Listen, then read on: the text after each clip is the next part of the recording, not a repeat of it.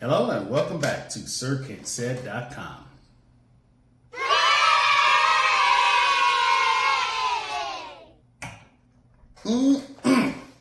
So, one of the two reviews that I'm doing tonight, I was really looking forward to seeing this film, and I was not only impressed with how well the finished product came out, but how David Fincher, by accident or design, created one of the best fight scenes in recent history. He got the perfect fight scene. And it's funny how Michael Fassbender, who we never found out who his name is in this movie, so I'm going to be referring to him in other names. We never found out who he is, but during this fight scene, or with this fight scene, if you go check out, I'm going to include the link to it somewhere here. He was involved in just as an intense fight scene with Gina Carano before she went batshit crazy and was driven out of Hollywood in a movie called Haywire. That was an epic fight scene as well. And Gina then, and still has a reputation that even though she may be retired from the MMA ring, most of the stunt people that she works with are not prepared. So, at a cost of $175 million, The Killer marks the most expensive movie ever made by David Fincher. And it features it features Magneto as a contract killer, and the opening scene is beautifully directed, where the only voice you hear for the first couple of minutes are his inner thoughts and inner dialogue as to the work he does. He muses to how he misses simple jobs like a good old-fashioned drowning, as he sits in his window, crossing the window of his target, waiting for days on end. And he has a very simple motto: I serve no God or country. I fly no flag. Never surrender an advantage. Empathy is weakness, and only fight the fights you're paid to fight. And absolutely, positively, I don't give a fuck.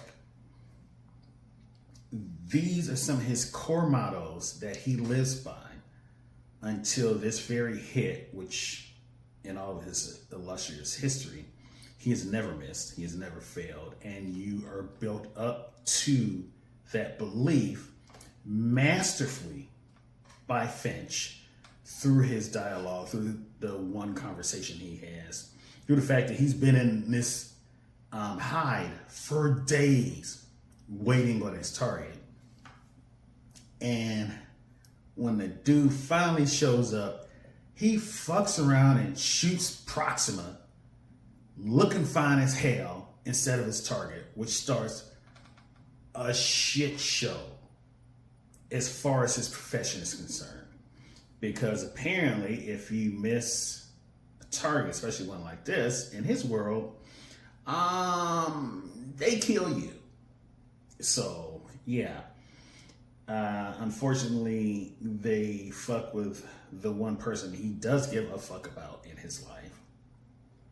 And he starts to tear through not only the people responsible for it, but he starts to question, second guess, and forget about the rules that he's lived by for so long. And it makes you, as a viewer, question if this guy can surrender those rules in his world for this. Are all rules not meant to be broken? Especially for a good cause? You know how some killers in movies have some redeeming arc, they save a kitten or a puppy or something like that? Yeah, he ain't got none of that. There's a scene where a person is begging, don't make her disappear. Kids need insurance money. The one redeeming thing he does for her is he kills her in a way that looks like it's an accident. That's the best I got. So, and again, I cannot emphasize that fight scene enough. I cannot emphasize that fight scene. And I'll put the link somewhere here too, because it is an instant classic. It is going to be studied for weeks and months and years to come. No slow-mo, no music, no fancy camera work. The camera was pretty much stable in one corner the entire fight scene. It was a masterclass. And because of that, even though there was a lack of titties in this movie, I think seeing Eric Lyncher in this role was perfectly cast. I think seeing the world of a contract killer through this lens was refreshing.